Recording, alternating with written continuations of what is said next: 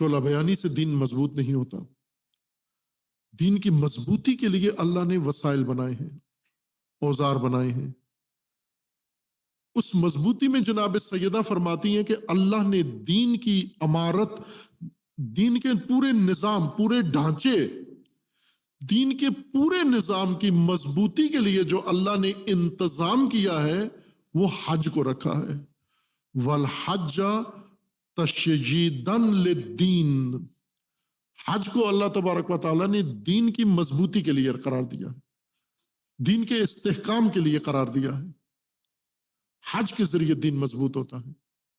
لیکن نہ یہ حج جو ادھیڑے ہوئے دین کا ایک دھاگا ہے، پورے نظام کو ادھیڑ کے عبادتوں کو الگ کر دیا، حج کو الگ کر دیا، اور اس پہ آل سعود نے اپنی تجارت شروع کر دی. یہ حج نہ، یہ امت کی ذلت کا سبب ہے. ابھی حج بھی ہوتا ہے، فلسطین بھی جاری ہے، اس حج کے اندر بھی کبھی فلسطین کا نام نہیں لیا گیا.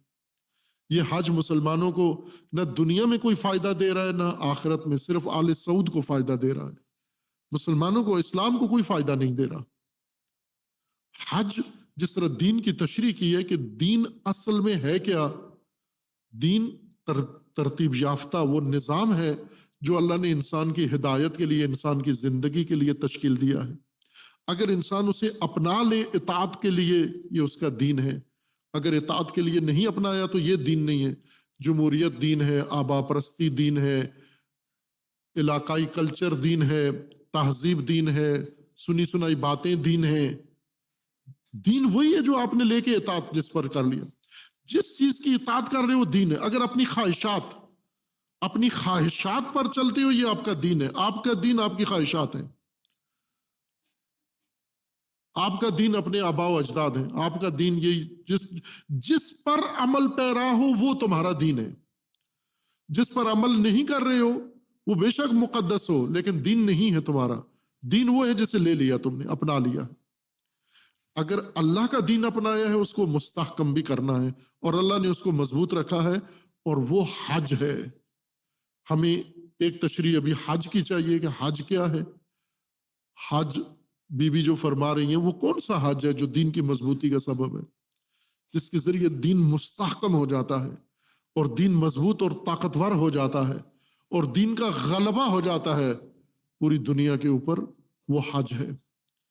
خب یہ مکتب فاطمی ہے، یہ تعلیم حضرت زہرا ہے کہ جعل اللہ الایمان تطہیرا لکم من الشرک والصلاة تنزیحا لکم من الکبر والزکاة تزکیۃ للنفس ونماء فی الرزق والصیام تثبیتا للاخلاص والحج تشییدا للدین. حج کے بارے میں بعد میں عرض کریں گے. خب آپ خود حضرت زہرا کو دیکھیں کہ کس قدر دین مضبوط ہے. حضرت زہرا کا طاقت اندازہ لگائیں. یہ بھی ایک خاتون ہے، اور وہ خاتون جو یوں نہیں کہ بڑے خاندان کی بیٹی ہیں، نبی اکرم کی، کائنات کے سب سے افضل انسان کی بیٹی ہیں، شخصیت کی، اور اللہ تبارک و تعالیٰ کی رضا انہیں حاصل ہے، تو یہ عیش و عشرت کی زندگی گزار رہی ہیں. حضرت زہرا کی زندگی بہت سختی میں گزری ہے. جب شادی ہوئی حضرت زہرا کی تو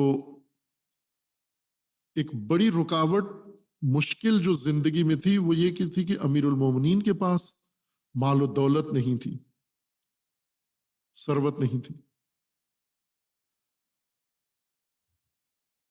امیر المومنین کے رسول اللہ نے جب جناب سیدہ کے ساتھ رشتہ طے کیا تو امیر المومنین سے پوچھا کہ اب پیسے کتنے ہیں آپ کے پاس؟ تو امیر المومنین کا کچھ بھی نہیں، ایک دھیلا بھی نہیں میرے پاس، بالکل نہ درہم ہے نہ دینار ہے. تو پھر رسول اللہ نے پوچھا کہ سامان کتنا ہے آپ کے پاس، جو وسائل ہیں زندگی کے ایسٹس وہ کتنے ہیں؟ تو امیر المومنین نے کہا میرے پاس کل متاع دنیا میں 3 چیزیں ہیں. ایک اونٹنی ہے جس پر میں پانی باغات کو سیراب کرتا ہوں، پانی لے کر آتا ہوں چشموں سے اور لوگوں کو آ کے بیچتا ہوں، لوگوں کے باغات اور نخلستانوں کو. چونکہ مدینہ میں پانی کی قلت تھی، امیر المومنین کا کام یہ تھا کہ وہ کنویں کھودتے تھے شہر کے اطراف میں، اور کنویں سے پانی نکلتا تھا، پھر وہ پانی اونٹنی پر لاد کر، اور کئی کنویں تو صدقے کے طور پہ وقف کر دیتے تھے، اور کچھ کنویں ایسے تھے جہاں سے پانی لا کر مدینے میں امیر المومنین ضرورت مندوں کو دیتے تھے۔ یہ امیر المومنین کا روزگار تھا۔ تو ظاہر ہے اس سے اتنی آمدن تو نہیں ہوتی تھی، اور پھر زیادہ تر وہ مفت میں ہی دے دیتے تھے ضرورت مندوں کو، جس کو پانی کی ضرورت ہو۔ تو ایک تو اونٹنی ہے میرے پاس، دوسرا فرمایا تلوار ہے جس سے میں جہاد کرتا ہوں، دفاع کرتا ہوں، اور تیسری زرہ ہے۔ قیمتی چیزیں یہ تین ہی ہیں۔ زرہ وہ جنگی قمیض ہوتی ہے لوہے کے حلقوں سے بنی ہوئی، جو جنگ میں روکتی ہے تلوار کا وار، تیر نیزے کو روکتی ہے، زرہ کہتے ہیں اس کو۔ یہ زرہ ہے میرے پاس۔ تو رسول اللہ نے فرمایا کہ اونٹنی نہیں بیچنی، چونکہ اونٹنی ضرورت ہے آپ کی معیشت کے لیے، کام کاج کے لیے، لہٰذا یہ رکھنی ہے اونٹنی آپ نے، اور وہ رہی امیر المومنین کے پاس۔ اور تلوار بھی نہیں بیچنی آپ نے، چونکہ تلوار آپ کی اسلام کی ضرورت ہے، جہاد کرنا ہے آپ نے۔ زرہ کے بارے میں فرمایا کہ یہ بیچ سکتے ہیں آپ شادی کے لیے، زرہ بیچ دو جا کر، اور وہ پیسے لا کے شادی کا انتظام کرو۔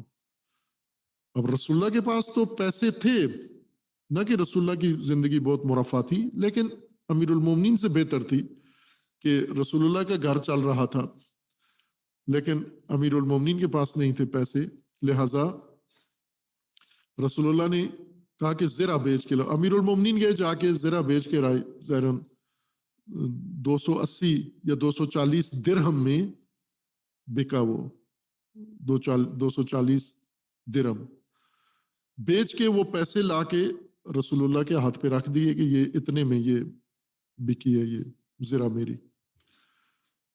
تو حضور نے آدھے پیسے رکھ لیے جہیز بنانے کے لیے، اور آدھے پیسے واپس دے دیے کہ یہ ولیمہ کرنا آپ شادی کا۔ اور جو پیسے رسول اللہ نے رکھ لیے اس میں کچھ اپنی طرف سے ڈال کے جہیز بنایا۔ جہیز میں کیا تھا؟ جہیز میں ایک چمڑا بھیڑ کا، خشک چمڑا، نیچے گدے کے طور پر جو شادی شدہ جوڑے نے بچھانا ہے، نیچے جس کے اوپر سونا ہے، وہ ایک بھیڑ کا خشک چمڑا وہ خریدا، وہ دیا ان کو، اور ایک چکی، اور وہ سارا سامان ایک بندہ ایک ہاتھ سے اٹھا سکتا ہے، اتنا جہیز بنایا۔ اور یہ امیر المومنین کے پیسوں سے بنایا۔ لڑکی والوں نے جہیز نہیں دینا ہوتا، لڑکی پر دین نے، اللہ نے کوئی بوجھ نہیں ڈالا شادی کے لیے، لڑکے پر، مرد پر ہے جہیز، مرد پر واجب ہے، لڑکی کا حق نہیں ہے، یہ ظلم ہے۔ یہ ہندوؤں نے ہندوستان میں یہ رسم قائم کی ہے، اور ہندو نما مسلمانوں نے اس کو قائم رکھا ہوا ہے، اور گردے بیچ کے، زمینیں بیچ کے، سود پہ پیسے لے کے بیٹیوں کے جہیز بناتے ہیں۔ مردوں کے اوپر واجب ہے جہیز، یعنی ضروریات زندگی، سامان زندگی، یہ سارا مرد کے ذمے ہے، عورت پہ کچھ بھی نہیں ہوا۔ 1 روپیہ، 1 دہلا بھی شادی میں عورت کا خرچ نہیں ہونا چاہیے، 1 روپیہ بھی، سارا خرچہ مرد نے کرنا ہے۔ وسائل، برتن، گھر، ہر چیز، رہنے کی جگہ، نان و نفقہ، سب کچھ مرد نے فراہم کرنا ہے۔ یہ اہل البیت کا مذہب ہے۔ یہ سب سے بڑی عظیم شادی کائنات کی اس طرح سے ہوئی ہے۔ اور جناب سیدہ پھر چلی گئیں گھر میں، شادی ہو گئی، اور شادی کے بعد اب اکثر رسول اللہ کے پاس کوئی مہمان آ جاتا تو حضور صحابہ کو پوچھتے کہ اس مہمان کو کون اپنے گھر میں ایک وقت کا کھانا کھلائے گا؟ تو جب کوئی بھی صحابی قبول نہیں کرتا تھا ذمہ داری، تو مولا علی کے حوالے کر دیتے مہمان، کے آپ لے جائیں اپنے گھر میں جا کر۔ تو حضور بھی، مولا علی بھی لے جاتے، جب بھی رسول اللہ کہتے مہمان لے جاؤ، وہ لے جاتے، اور گھر میں جا کر جناب سیدہ کو کہتے کہ یہ رسول اللہ نے مہمان بھیجا ہے، اس کو کھانا کھلانا ہے۔ تو بی بی کہتی کہ آج تو اپنے کھانے کے لیے بھی کچھ نہیں ہے۔ کئی دفعہ امیر المومنین کے قرض لے کر آئے کہ کھانا تیار کریں، اور یہ سنا ہوا ہے آپ سب نے، یہ حضرت زہرا کی زندگی تھی۔ یہ حضرت زہرا کو روتی ہیں، بنگلے سے اٹھ کے آئی ہیں، کار آخری ماڈل ہے، اور گھر سامان سے بھرا ہوا ہے، اسراف ہے، موبائل 5-5 لاکھ کے، 10-10 لاکھ کے موبائل جیب میں ہو، رو رہی ہے مجلس میں حضرت زہرا کو۔ یہ ڈرامہ ہے، یہ اداکاری ہے۔ یہ حضرت زہرا بن کے دکھاؤ، حضرت زہرا کی طرح زندگی گزارو۔ हो सकता है, मुश्किल नहीं है। जब बीबी कायनात की सबसे अफजल बीबी ये कर सकती है, तो हम कौन है, किस बाग की मूली है? हम क्यों नहीं कर सकते ये काम? ये अदाकारी है कि रोएं बीबी ज़हरा को और काम तागूती औरतों वाले करें, जिंदगियां उनकी तरह बसर करें हम। कई औरतों के बारे में अखबार में आता है कि उसके 200 जूते हैं, 300 जूते, जूतों का कमरा ही अलग है, उस पूरे कमरे में अलमारियां हैं और सिर्फ इस खातून के जूते हैं, और ये हर मजलिस में अलग जूता पहन के जाती है और रोती है दबा के हजरत ज़हरा को। 400 जोड़े हैं इसके, फला इतना है। ये जिंदगी गुजार के फिर हजरत ज़हरा से भी अपने आप को मंसूब करते हैं। वो जिंदगी हजरत ज़हरा की, और फिर खुद अपने हाथ से सारा काम करना, मेहमानों को संभालना, बच्चों को संभालना, खाना पकाना, चक्की पीस के आटा बना के फिर आटा पका के खिलाना। और कभी कभी हजरत ज़हरा इतनी थक जाती थी इस घर के काम से और सख्ती से कि थकन के लिए रसूलुल्लाह के पास जाती, जाकर रसूलुल्लाह के सीने से लगकर अपनी थकन भी उतारती। और कई दफा हजरत ज़हरा ने शिकायत भी की हुजूर के सामने कि सख्ती है हमारी जिंदगी में, सख्ती है बहुत। और हुजूर ने क्या हजरत ज़हरा को सख्ती में, मईशत की सख्ती, घरेलू जरूरियात की सख्ती के हल रसूलुल्लाह ने क्या दिया? आपको पता होना चाहिए। हजरत ज़हरा के पैरोकार, मकतब ज़हरा, तस्बीहात अरबा, रसूलुल्लाह ने फरमाया कि बीबी मैं आपको देता हूं, यानी यूं नहीं कि सख्तियां खत्म हो जाएंगी और घर में आटा ही आटा होगा ना, जितनी भी सख्तियां बनेगी पहाड़ की तरह, इस नुस्खे के साथ उनको तहम्मुल करने की ताकत आप में आ जाए, घबराओगी नहीं कभी भी। और वो तस्बीहात हैं, तस्बीहात अरबा, जो हम तस्बीहात हजरत ज़हरा कहते हैं। सुबहानल्लाह वल्हम्दुलिल्लाह वला इलाहा इल्लल्लाहु वल्लाहु अकबर, कि ये आप पढ़ा करो। जब थक जाओ ये पढ़ा करो, जब सख्ती में हो ये पढ़ा करो आप। और फिर उसके बाद बीबी ने वो नुस्खा अपना लिया, और सारी उम्र फिर वो तस्बीह हजरत ज़हरा ने इस कदर पाबंद हुई कि वो नाम ही तस्बीहात ज़हरा हो गया उनका। ये रसूलुल्लाह ने तालीम दी घरेलू जिंदगी गुजारने के लिए उस बेटी को जिसका इतना एहतराम कायनात के अंदर था।